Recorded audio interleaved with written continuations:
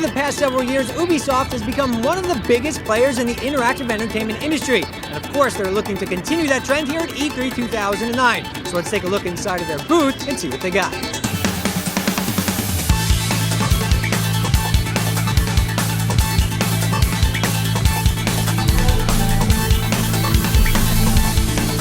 We decided to choose Venice and the Italian Renaissance because it's a turning point of history.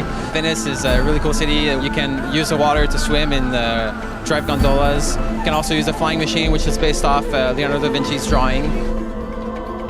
You can kill from where you're hiding, like blend spots, like haystacks. You can kill from hanging from a ledge. The air assassination, which was an AC-1, is much more easier to pull off. There's also the gun that you have seen in the trailer that you can use to assassinate your enemies, and other ways that I won't tell you because I don't want to spoil you too much. This time the missions will feel a lot more different. We have different gameplays that you'll be able to do to go to your target and the way that you kill them. The President is still there. Desmond and Lucy are still fighting against the Templars. So there are some missions in the present. Climbing, we added a climb leap, which is a move that enables you to jump a couple of meters higher, so you can climb buildings much faster, especially in a city like Venezia, which have really tall buildings. There's an economic system. You can buy weapons with it and do other things. I can assure you that just on the main missions, the different things that you'll have to do, they're totally different. It won't be repetitive like it was in AC1. And also the flying machine, that's one of our exotic gameplays that we call, but we have some others that we haven't revealed yet, but they'll change the pace of the missions that you're playing. Assassin's Creed 2 is coming out this fall on PC, PlayStation, and Xbox 360.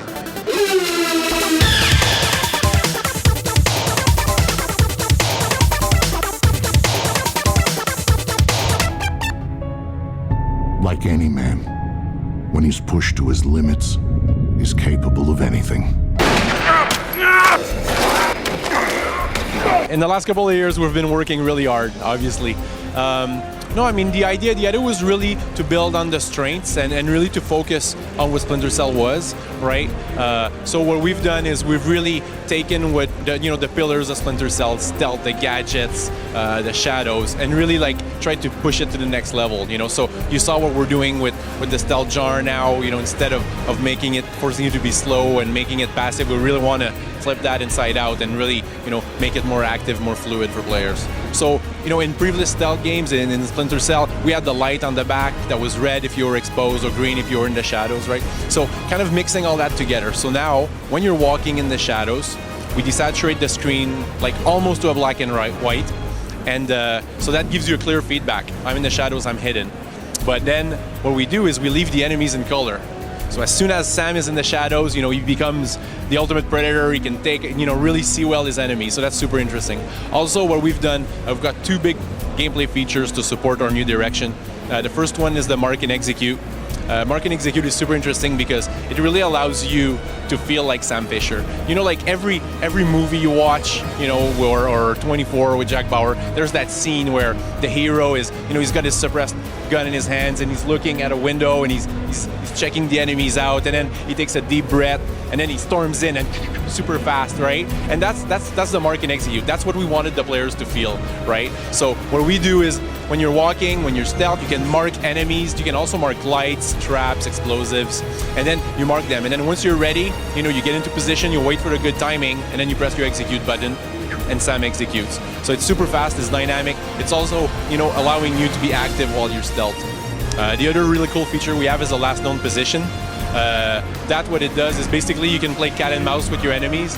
In the other Splinter Cell games, you could whistle, and then the enemies would come, you'd attract them, and then you'd get them. So it's the same idea, but now when you're in the action. So, like, let's say you make a mistake, the enemies see you, they start engaging you.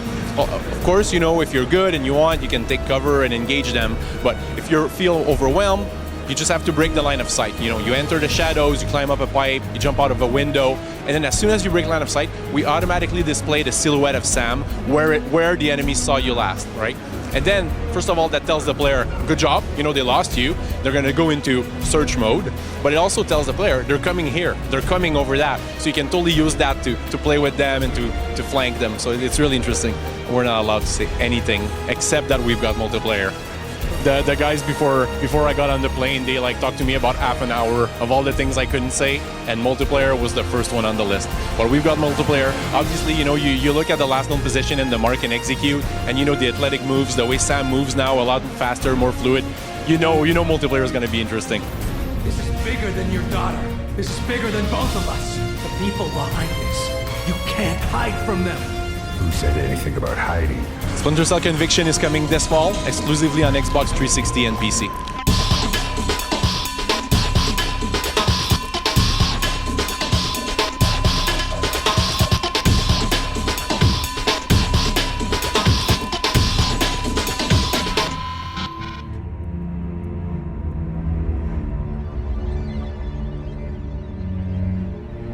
The idea was not to make a sequel based on the first story of the first one. The idea was to revamp the brand, to renew it. So the idea is we knew that the most important thing on Red Steel was the sword on the gun. So we decided to keep that, but to go further in that. Sword on the gun is a mix, Far West and Asian. So for us it was better to have this kind of mix also in the location. So as a reason why in Wrestle 2 we have this mix, we have this kind of desert of imagination, where East meets West. So we're gonna be in the desert, for example, but with some Asian influences. We have the same thing in the enemies, for example. We'll see people with jackets like in Far West, but also with pants from Japan, so also in the weapons. So the mix will be everywhere.